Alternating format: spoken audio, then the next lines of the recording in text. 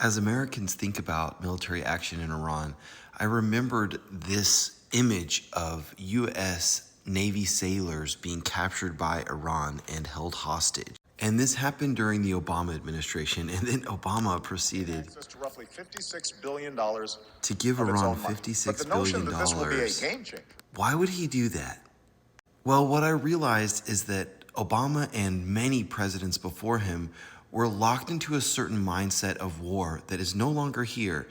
Obama was worried about the war on terror, which cost $8 trillion and almost 1 million deaths. But I think that it's important that people in America and around the world recognize that we are in a new chapter of the military. These are guided missiles coming down on Venezuela. This is an Iranian airport. Now, what you're looking at here, look at these little tiny holes in these roofs. Those missiles were guided extremely precisely. And I don't think there's been as big of a change in war since World War I. This is what the French army looked like at the beginning of World War I. Look at their fancy clothes and their caps. Here's what they look like at the end, with plain trench coats and helmets. And that's because German military technology had evolved so much that charging onto the battlefield in fancy coats just didn't make sense anymore. Here's some footage from Vietnam, heavy helicopter present, lots and lots of troops.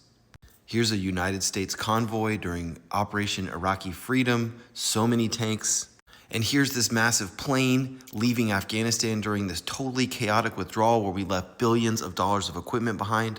And here's a rendering of what happened during Operation Epic Fury in Iran. Space-targeted guidance systems, intelligence cooperation. This is just such a different type of warfare. And I think a lot of this can be attributed to Pete Hegseth, the Secretary of War in America, who is a very controversial figure. He's called our generals fat, our military woke. And here it is, plain as day. Pentagon is going to stop fighting wars and focus on lethality. He said lethality is a bigger concept. It's more of a mindset or a vibe than a coherent capability you can measure. It's some combination of American resolve and future weapons. We are now in a time of war where there are not as many convoys. We're honestly getting a lot closer to lethal robots powered by AI. Massive displays of technology and force through decapitation strikes, where boots on the ground is just a lot less important. In some ways, what we're observing is the unfolding of a new era of war.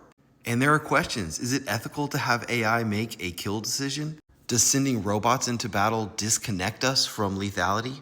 Is lethality something different than war?